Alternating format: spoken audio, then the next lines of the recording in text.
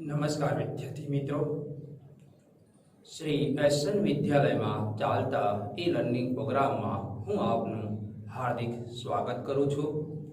ધોરણ 8 વિષય સામાજિક વિજ્ઞાન. બાળ દોસ્તો, તમે આપણે ભારતના રાષ્ટ્રપિતાનું નામ જાણતા હશો. સરસ. જેને આપણે બાપુ અને મહાત્મા તરીકે આપણે જેમને ઓળખીએ છીએ, એ વ્યક્તિના વિચારધારા ઉપર જે આ દેશ આઝાદ થયો, એ માર્ગને આપણે મહાત્મા ના માર્ગ પર એકમ 7 મહાત્માના માર્ગ પર એક ધોરણ 8 ની અંદર સામાજિક વિજ્ઞાનની અંદર જે દેશ આઝાદ થયો મહાત્મા ગાંધીના વિચારસરણીથી, એ વિચારસરણીના આપણે બે ભાગ પાડ્યા છે.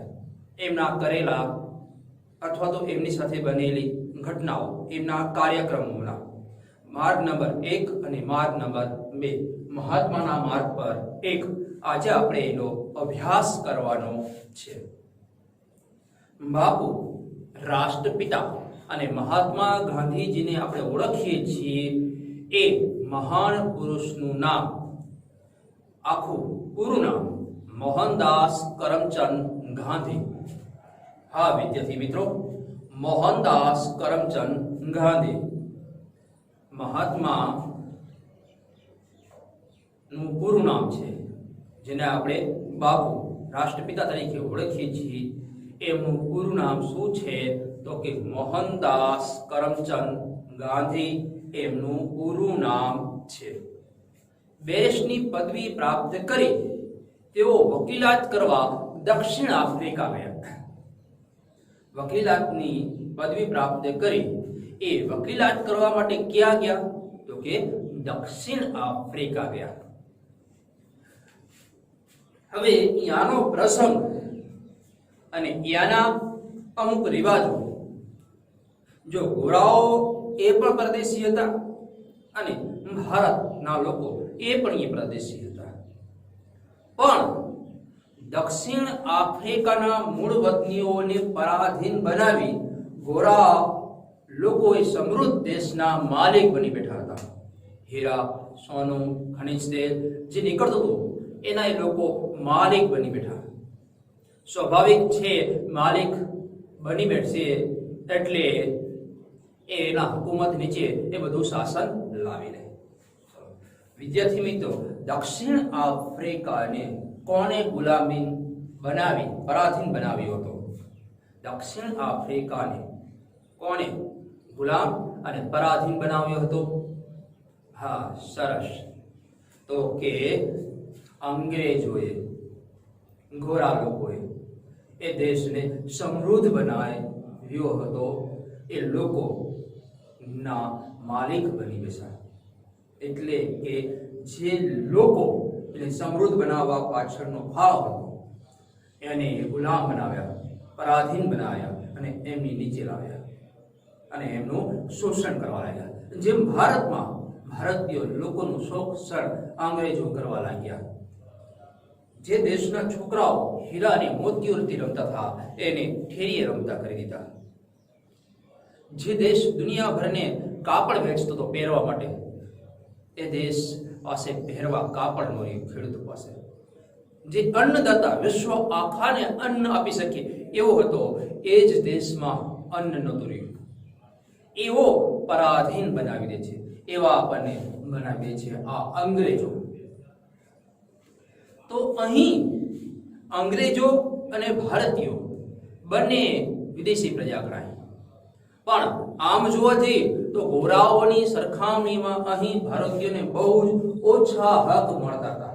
કારણ તો કે આપણે એના ગુલામ દેશના વાસીઓ હતા અને એ ગુલામ દેશ હતો એનો, એટલે આપણને ઓછા હક આપે એ સ્વાભાવિક છે. પણ હકીકતમાં એ દેશ બીજાનો છે, અહીંયા બંનેને સરખા હક મળવા જોઈએ.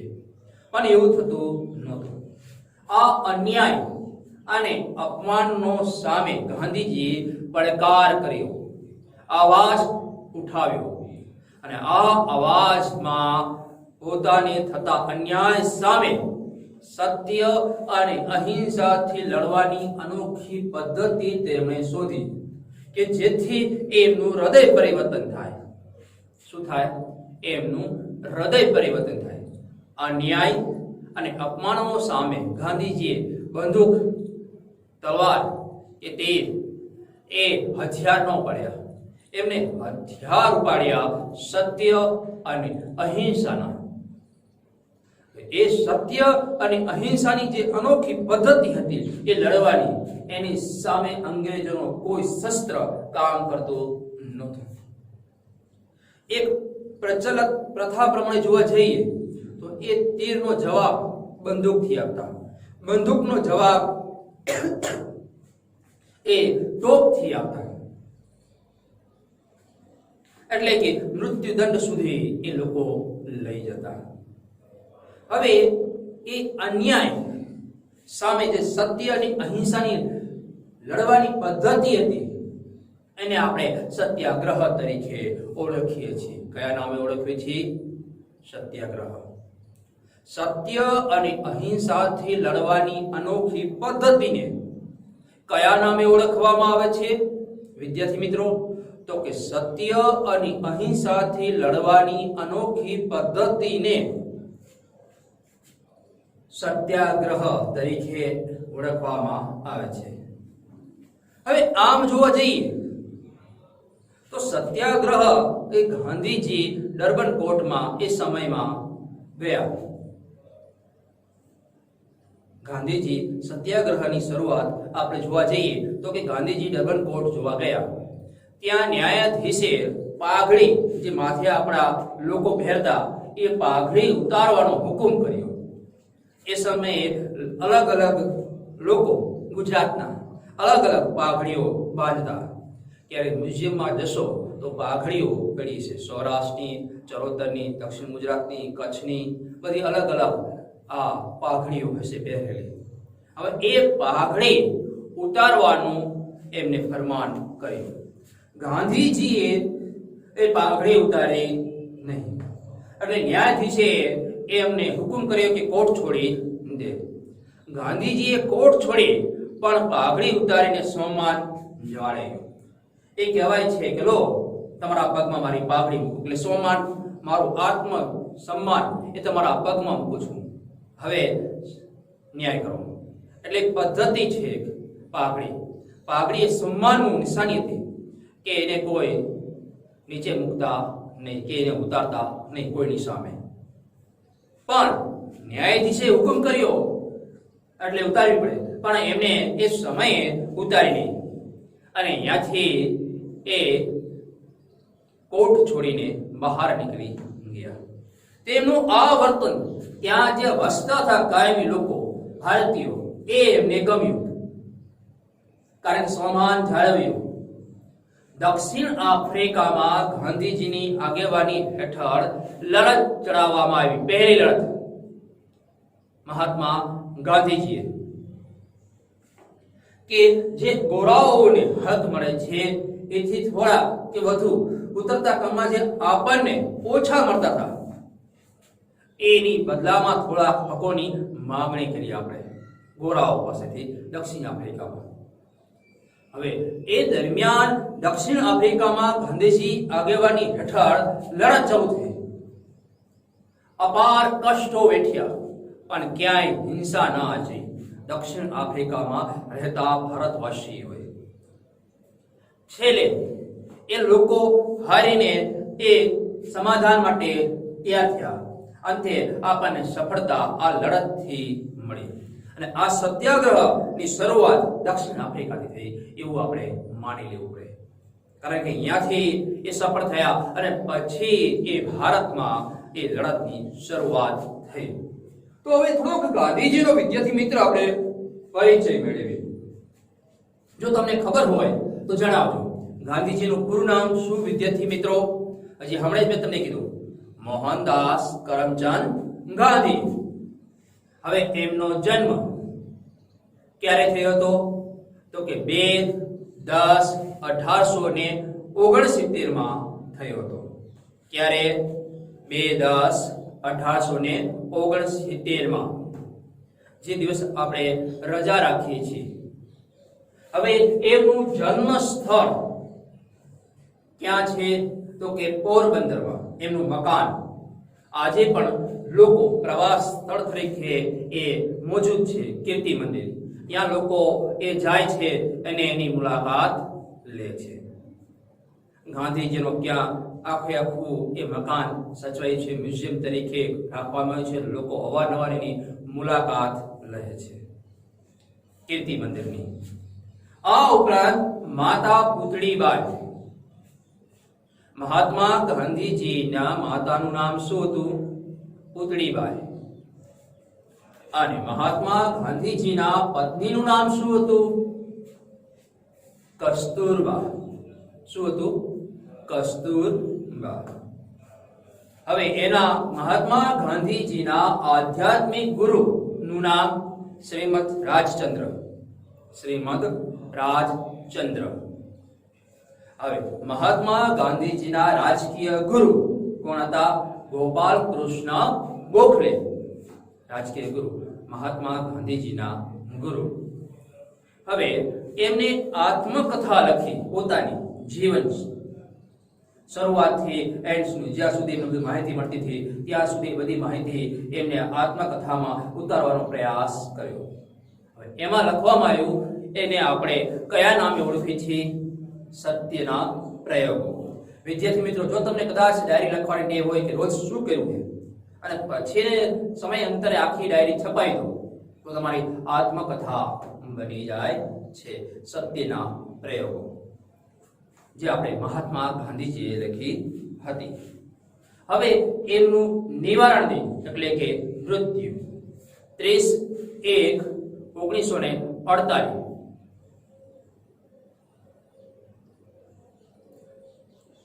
નિવારણ દિન મહાત્મા ગાંધીજીનું 30/1/1948. હવે મહાત્મા ગાંધીજીની સમાધિ રાજઘાટ, જે આપણે દિલ્હીમાં આવેલી છે, એ સમાધિને શું નામ આપવામાં આવ્યું છે? તો કે રાજઘાટ. એ ક્યાં આવેલી છે? તો કે દિલ્હી. સરસ.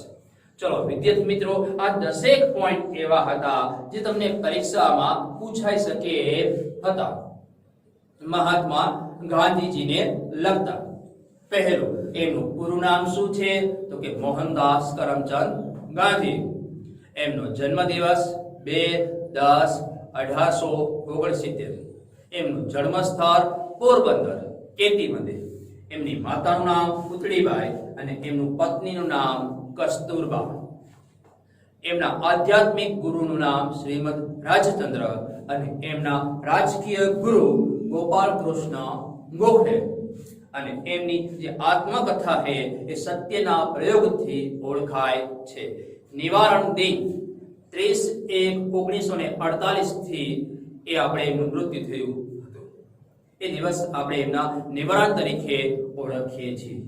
અને સમાધિ એ રાજઘાટ, જે દિલ્હીમાં આવેલી છે. વિદ્યાર્થી મિત્રો, ચલો હવે આપણે આગળ જઈએ તો દક્ષિણ આફ્રિકામાં સત્યાગ્રહની સફળ લડત કરી અને ઈસવીસન 1915 એ 46 વર્ષની ઉંમરે ગાંધીજી ભારતમાં આવ્યા. વિદ્યાર્થી મિત્રો, દક્ષિણ આફ્રિકાની લડત ક્યારે સફળ થઈ? તો કે 1915 દક્ષિણ આફ્રિકાની સત્યાગ્રહની સફળ લડત થઈ ત્યારે મહાત્મા ગાંધીજીની ઉંમર કેટલા વર્ષની હતી? 46 વર્ષ. દક્ષિણ આફ્રિકામાં સફળ થયા પછી જ્યારે મહાત્મા ગાંધીજી ભારતમાં આવ્યા ત્યારે તેમની ઉંમર કેટલા વર્ષની હતી? 46 વર્ષ.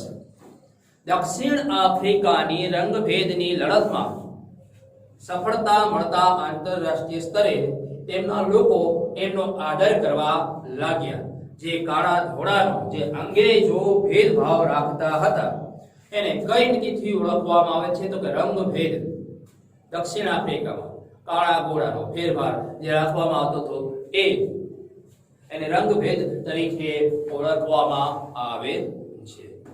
હવે જોવા જઈએ તો કે મુંબઈના એપોલ બંદરે પર તેમનું ભવ્ય સ્વાગત કરવામાં આવ્યું. જ્યારે એ દક્ષિણ આફ્રિકામાંથી સફળતા મળીને ભારતમાં આવ્યા ત્યારે ભારતના લોકોને લાગ્યું કે મહાત્મા ગાંધીજી આપણને પણ આઝાદી અપાવશે, એટલે એમનું ભવ્ય સ્વાગત કર્યું.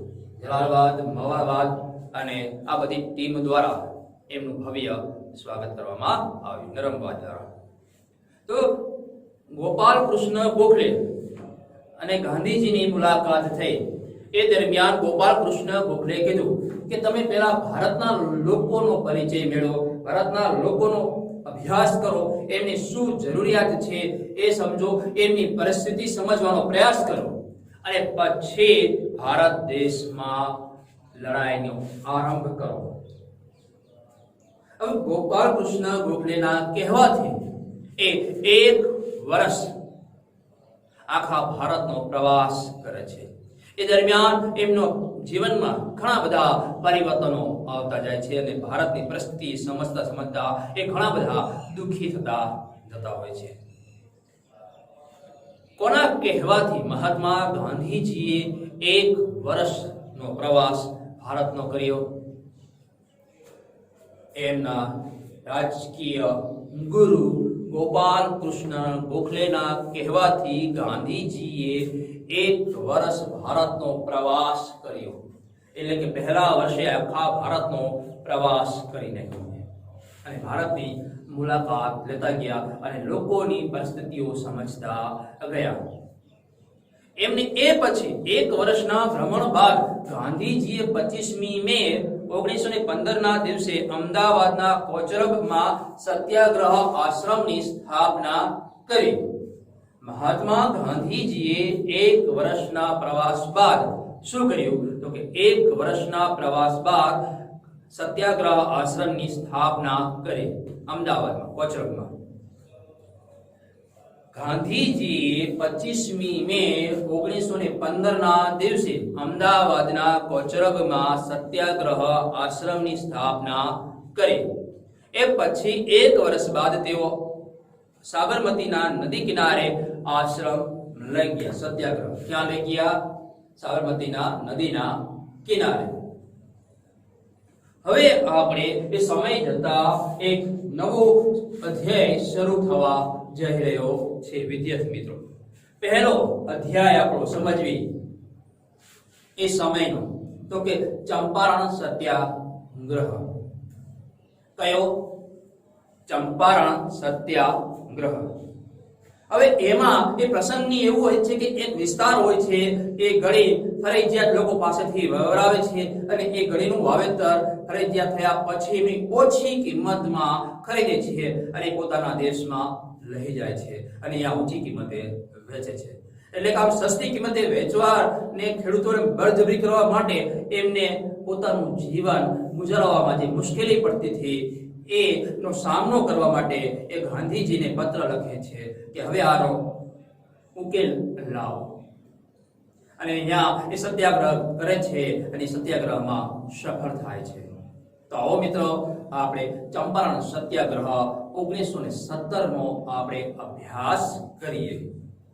વિદ્યાર્થી મિત્રો, તમને પરીક્ષામાં પણ પૂછાઈ શકે કે ચંપારણ સત્યાગ્રહ પર ટૂંક નોંધ લખો, અથવા તો ચંપારણ સત્યાગ્રહ પર વિસ્તૃત માહિતી લખો, અથવા તો ચંપારણ સત્યાગ્રહ પર વિશેષ માહિતી લખો. તમારે આ બધી માહિતીઓ અંદર જણાવવાની રહેશે. ચંપારણ સત્યાગ્રહ જોવા જઈએ તો કે હિમાલયની તળેટીમાં નેપાળ નજીક બિહારનો આ ચંપારણ પ્રદેશ જે આંબાવાડીય નામ માટે પ્રખ્યાત હતો.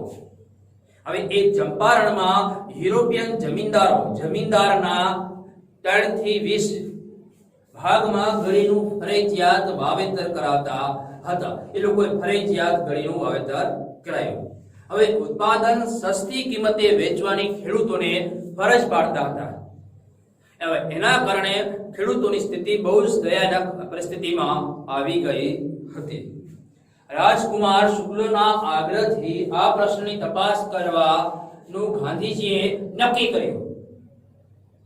પણ તપાસ શરૂ કરે તે પહેલા ત્યાંના મેજિસ્ટ્રેટ તેમને નોટિસ દ્વારા ચંપારણ જિલ્લો તાત્કાલિક છોડી દેવાનું ફરમાન કર્યું. ગાંધીજીએ આ નોટિસનો અનાદર કર્યો. શું કર્યું? ગાંધીજીએ આ નોટિસનો અનાદર કર્યો કે આ મારો દેશ છે, તમે કોણ કહેવા વાળા આ દેશમાંથી રહી જાઓ એમ. એટલે એ લોકો ખેડૂતો સાથે વધારે આત્મીયતા સાથે જોડાણ કે આપણા દેશમાં આપણને કોઈ આદેશ દઈ શકે નહીં. અને નોટિસનો અનાદર કર્યો એટલે ગાંધીજીએ ખેડૂતોની મુશ્કેલીઓ તૈયાર કરી અને સરકારમાં રજૂઆત કરી. ચંપારણના મોતીહાર ગામમાં રહીને ગાંધીજીએ આ પ્રથા સામે લડત ચલાવી અને છેવટે અંગ્રેજ સરકાર ઝૂકી અને સત્યાગ્રહ સફળ થયો. અને ચંપારણ આ સત્યાગ્રહ આખા દેશનું ધ્યાન ખેંચી લીધું, કારણ કે પહેલી વાર અંગ્રેજે પોતાની હાર કબૂલી અને બદલામાં કંઈક આપ્યું હોય એવું કંઈક બન્યું છે. કારણ કે મેં તમને પહેલા જ કીધું હતું કે કાગીનો જવાબનો પથ્થર અને બંદૂકનો જવાબ એ ટોપના આપનાર એ અંગ્રેજો, એ સરકાર ઝૂકી અને એનો આપણને લાભ મળ્યો. શું લાભ મળ્યો? તો કે એ ગળીનો જે ફરજિયાત વાવેતર કરાતા હતા એની પડતર કિંમતમાં એ વસ્તુ ખરીદવાની અથવા થોડી ઉપર ખરીદવાની અથવા તો એમને ગળીનું વાવેતર કરવા માટે દબાણ કરવાનું નહીં, એવા ઘણા બધા સંજોગો એમની સાથેના જે હતા એ રદબાતલ કરવા માટે મજબૂર થઈ ગયા. જેથી ખેડૂતોની સ્થિતિ દયાનક સ્થિતિમાંથી બહાર આવે, ઉભરી આવે. ચંપારણ સત્યાગ્રહ પર વળી પાછી આપણે એક નજર ઝલક નાખીએ એટલા માટે એ ટૂંકમાં પૂછાય છે વિદ્યાર્થી મિત્રો. જો પૂછાય તો તમે વ્યવસ્થિત એનો આન્સર અને જવાબ લખી શકો એટલા માટે. હવે જોવા જઈએ તો કે હિમાલયની તળેટીમાં નેપાળની નજીક બિહારનો એક આ ચંપારણ પ્રદેશ જે અંબાવાડી માટે પ્રખ્યાત હતો, એ ચંપારણમાં યુરોપિયન જમીનદારોનો ઉપર વર્ચસ્વ હતું. એમને અમુક ટકા ફરજિયાત એક ગરીબ ખેડૂતો પાસે વવરાવતા હતા અને ઓછી કિંમતમાં એ ખરીદતા હતા, જેના કારણે ખેડૂતોની સ્થિતિ ખૂબ દયાજનક બની જતી હતી. હવે આ પ્રશ્ન રાજકુમાર શુક્લએ એ મહાત્મા ગાંધીજીને આપ્યો. હવે રાજકુમાર શુક્લના આગ્રહથી આ પ્રશ્નની તપાસ કરવાનું ગાંધીજીએ નક્કી કર્યું. હવે તપાસ શરૂ કરે એ પહેલા જ અંગ્રેજો એમનાથી ડરી ગયા હતા, એટલે એના મેજિસ્ટ્રેટે તેમને નોટિસ દ્વારા ચંપારણ જિલ્લો તાત્કાલિક છોડી દેવાનું ફરમાન કર્યું. પણ ગાંધીજીએ આ નોટિસનો અનાદર કર્યો કે મને કોઈ મારા દેશમાંથી બહાર કાઢી શકે નહીં. હવે ગાંધીજીએ ખેડૂતોની મુશ્કેલીઓ તૈયાર કરી અને સરકાર સમક્ષ એ પ્રશ્ન દ્વારા રજૂ કરી. એટલે ચંપારણ મોતીહારમાં ગામમાં રહીને ગાંધીજીએ આ પ્રથા સામે લડત ચલાવી અને આ લડત છેલ્લે ભારતના લોકો જીતી ગયા અને છેવટે સત્યાગ્રહ આપણો સફળ થયો. કયો? ચંપારણ સત્યાગ્રહ આપણો સફળ થયો. અને ચંપારણ સત્યાગ્રહ એ આખા દેશના લોકોનું ધ્યાન ખેંચાઈ રહ્યું છે.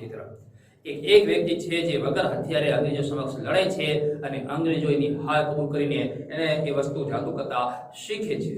હવે આપણે એવો બીજો જ પ્રસંગ લઈએ, ખેડા સત્યાગ્રહ. હવે ખેડા સત્યાગ્રહ જોવા જઈએ વિદ્યાર્થી મિત્રો, એની પર થોડીક ઝલક નાખીએ તો કે એ દરમિયાન અતિવૃષ્ટિ થઈ હતી અને પાક નાશ પામી ગયો, પણ છતાં અંગ્રેજોએ કર વસૂલવાનું રાખ્યું. હવે એના ફળ સ્વરૂપે ત્યાં લોકોની સ્થિતિ ખૂબ જ દયાનક બની ગઈ, પરિસ્થિતિ ખરાબ થઈ ગઈ ખેડૂતોની. એટલે ગાંધીજીને આ વસ્તુની જાણ થઈ અને ગાંધીજીએ આ વસ્તુની પ્રશ્ન હાથમાં લીધો અને અંગ્રેજોને સમજાવ્યા કે આ વસ્તુ બંધ થાય. પણ વાતચીત થતા ન થયું. એટલે છેલ્લે ગાંધીજીએ પત્ર લખ્યો કે સારા ખેડૂતો જો મહેસૂલ ભરી દે તો ખરાબ સ્થિતિવાળાના મહેસૂલ માફ કરી દેવા વિનંતી. અને અંગ્રેજોએ એ વસ્તુ માન્ય રાખી, હાવ માફ કરવા તૈયાર હતા નહીં. એટલે એ લડત અંતે થોડાક અંશે સફળ તો ગઈ, પણ સરકાર ઝૂકે એ પણ આપણા માટે મહત્વનું હતું. પણ આ દરમિયાન આપણને બે વ્યક્તિનો ભારતને સપોર્ટ મળ્યો, એક મહાત્મા ગાંધીજી અને બીજા સરદાર વલ્લભભાઈ પટેલ, જેમની નેતાગીરીથી ભારત દેશ સમગ્ર દેશ આઝાદ થયો. તો આવો વિદ્યાર્થી મિત્રો આપણે ખેડા સત્યાગ્રહ વિશે સમજીએ. 1917 થી 1919 સુધી જે આપણી પાસે લગભગ 2.5 વર્ષ જેવો અભ્યાસક્રમ છે એ ખેડા સત્યાગ્રહ જે ચાલ્યો એના વિશે આપણે અભ્યાસ કરવાનો છે. હવે ખેડા જિલ્લામાં અતિવૃષ્ટિ થવાથી પાક નાશ પામ્યો. આમ છતાં સરકારે ખેડૂતો પાસેથી મહેસૂલ માફ કરવાને બદલે જમીન પર મહેસૂલ ઉઘરાવવાનું નક્કી કર્યું. હવે ગાંધીજીએ આ નેતૃત્વ હેઠળ બ્રિટિશ સરકાર સામે સત્યાગ્રહ શરૂ કર્યો. ગાંધીજીએ ખેડૂતોને કહ્યું કે સરકાર આપણી માંગણી ન સ્વીકારે ત્યાં સુધી આપણે મહેસૂલ ભરવાનું નથી. પણ ગાંધીજીની આ હાકલથી બધા જ લોકોએ મહેસૂલ ભરવાનું એ સમયે બંધ કરી દીધું. ગમે એટલા અત્યાચાર કરે પણ આપણે એની સમક્ષ કોઈ પણ પ્રત્યે જવાબ આપવાનો નથી. કોઈ પણ પ્રકારની હિંસા આચરવાની નહીં. ગાંધીજીની આ હકાલને માન આપીને વલ્લભભાઈ પટેલે પોતાની વકીલાત છોડીને આંદોલનમાં જંપ લાવ્યા અને એ પરિણામે થયું કે આ આંદોલન વધારે સ્પીડમાં આગળ દોડ્યું.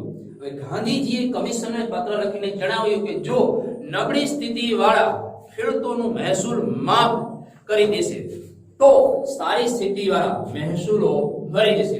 અંતે કલેક્ટરે આવો જ હુકમ 1918 માં આપતા આંદોલન સફળ થયું. ચોક્કસ ખેડાની લડત પરનું પરિણામ દ્રષ્ટિએ નહીં પરંતુ સિદ્ધાંતની દ્રષ્ટિએ મહત્વનું રહ્યું કે લોકોએ હિંસા આચરી નહીં. ખેડૂતોમાં જાગૃતિ આવી કે સરકાર તરફ પણ ડર દૂર થયો. એ લોકો કંઈક માંગી શકે એવો પ્રયત્ન એમનામાં શરૂ થયા. ગાંધીજી અને દેશને વલ્લભભાઈ પટેલ જેવા નિષ્ઠાવાન સમર્પિત સાથી મળી ગયા જેથી ભારતનો દોર વધુ એક તરફ ગાંધી યુગ તરફ પ્રસ્થાન થયો. વિદ્યાર્થી મિત્રો તો આ હતું આપણું ખેડા સત્યાગ્રહ.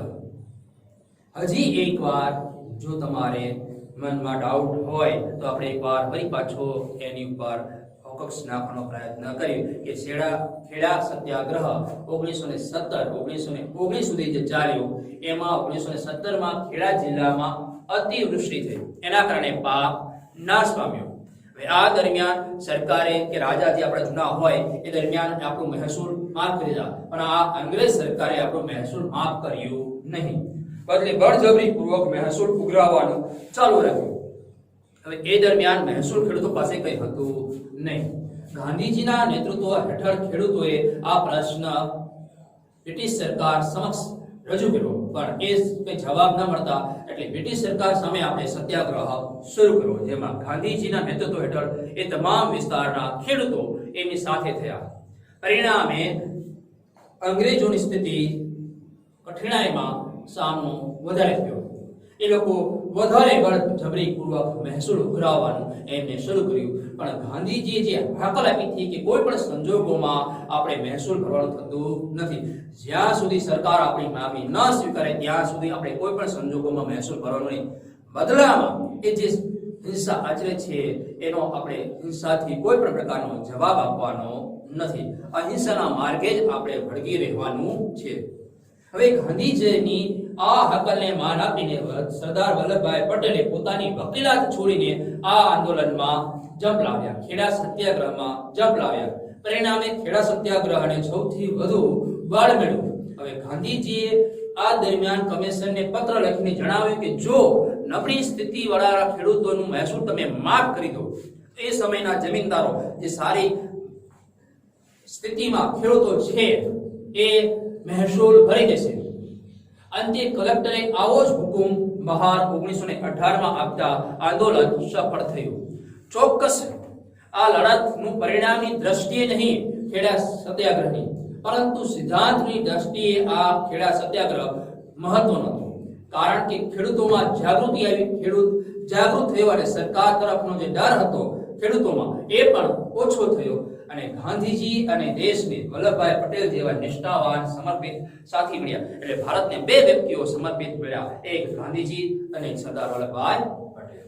હવે આપણે એ પછીનો આપણે બીજો જોવા જઈએ તો કે રોલેટ એક્ટ 1919 માં કાયદો બહાર આવ્યો. હવે એ કાયદા મુજબ અંગ્રેજ સરકાર પ્રથમ વિશ્વ યુદ્ધમાં જે નુકસાન થયું હતું ઇંગ્લેન્ડનું એનું ભરપાઈ અથવા તો કે જે સમય કાવતરાઓ ચાલતા હતા એને અટકાવવા માટે અંગ્રેજ સરકારે બ્રિટિશ સરકારે કાયદો બહાર પાડ્યો કે એના મુજબ કોઈ પણ વ્યક્તિને ધરપકડ કરવામાં આવશે અને કારણ આપ્યા વિના એને જેલમાં લઈ જવામાં આવશે અને એની ઉપર કાર્યવાહી કરવામાં આવશે અને એને સજા આપવામાં આવશે. એ દરમિયાન એને કોઈ પણ પ્રકારની સ્વતંત્રતા મૂળભૂત અધિકારો આપવામાં નહીં આવે. એટલે એ પ્રકારનો લગાવવામાં કાયદો. હવે એ પ્રકારમાં જોવા જઈએ તો કે પુરુષને વધારે પડતા અધિકારો હતા અને લોકોની સ્વતંત્રતા અને મૂળભૂત અધિકારો પર એક જાતની તક હતી કે જેનાથી એ લોકોની આઝાદી છીનવી લેવા માંગતા હતા. તો આમ આ સમય દરમિયાન આ લોકોએ આ બધામાં વિરોધ કર્યો અને આ રોલેટ એક્ટ લગભગ નાના મોટા પ્રમાણમાં દેશમાં બધે આ ગાંધીજીના નેતૃત્વ હેઠળ વિરોધ થયો અને અંતે આપણે આમાં સરકારમાં દમનકારી માર્ગ જે અપનાવે છે અટકાવવા માટેનો અને એમાં આપણે થોડાક અંતે સફળ થઈએ છીએ. તો આવો વિદ્યાર્થી મિત્રો આપણે એની પર એક ઝલક જોઈ લેવી. રોલેટ એક્ટ 1919 માં પ્રથમ વિશ્વ યુદ્ધમાં ઇંગ્લેન્ડનો વિજય થયો. આ સમયે બ્રિટિશ સરકારે રોલેટ એક્ટની જાહેરાત કરી. રોલેટ એક્ટ મુજબ કોઈ પણ વ્યક્તિની ધરપકડ કારણ આપ્યા વિના કરી શકાય તથા ખાસ અદાલતમાં કામ ચલાવીને તેને સજા કરી શકાય એવી જોગવાઈ હતી. આ કાયદા અભિવ્યક્તિની સ્વતંત્રતા જેવા મૂળભૂત અધિકારો પર અંકુશ લગાવતો હતો જ્યારે પોલીસોને વધુ પડતા અધિકારો મળે તે માટેનો હતો. લોકોએ આ કાયદાનો વિરોધ કર્યો. ગાંધીજીએ રોલેટ એક્ટને કાળો કાયદો કહ્યો. રોલેટ એક્ટ સત્યાગ્રહ બ્રિટિશ શાસન સામે સમગ્ર ભારતનો પહેલો સંઘર્ષ હતો. એક પ્રાંત એક વિસ્તાર પૂરતો નહીં, આખા સમગ્ર ભારતનો. જો કે તે મોટા ભાગે શહેરો પૂરતો સીમિત હતો કારણ કે દેશમાં ગામડાઓમાં સ્થિતિ બહુ સારી ન હતી. એમનું જીવન ચલાવવું જ મુશ્કેલ હતું એટલે આવા આંદોલનમાં એ જોડાઈ શકે ન હતા. દેશમાં કાયદાના વિરોધમાં સંઘર્ષો નીકળ્યા. હડતાળનું આયોજન થયું. સરકારે આ આંદોલનને દબાવવા દમનકારીનો માર્ગ અપનાવ્યો.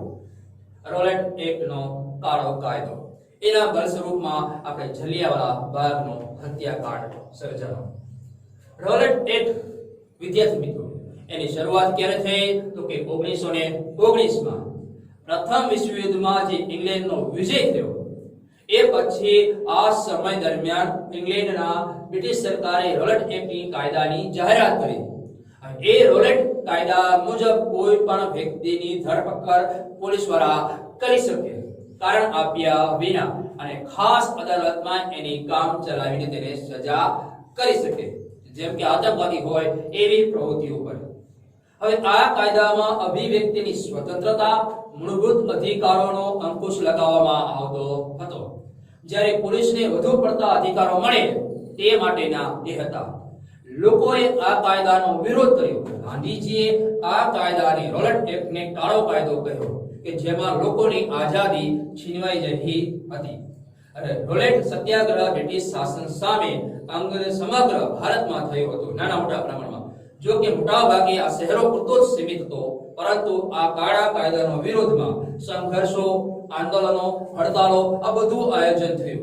અને સરકારે સામે અંગ્રેજોએ પણ આપણે સામે હિંસાઓ ખૂબ આચરી પણ આપણે એક પણ હિંસા આચરી નહીં થોડાક સમય સુધી. જ્યારે અંગ્રેજોનો અતિશય અત્યાચાર વધી ગયો ત્યારે થોડાક પ્રમાણમાં આની સામે હિંસા આચરાઈ જાય છે જેનું મહાત્મા ગાંધીજીને દુઃખ લાગે છે. જલિયાવાલા બાગ એ એનું ઉદાહરણ સ્વરૂપ છે. વિદ્યાર્થી મિત્રો આપણે નેક્સ્ટ લેક્ચરમાં જલિયાવાલા બાગનો અભ્યાસ કરીશું. અહીં આપણે આ લેક્ચર પૂર્ણ કરીએ છીએ. નમસ્કાર, જય હિન્દ.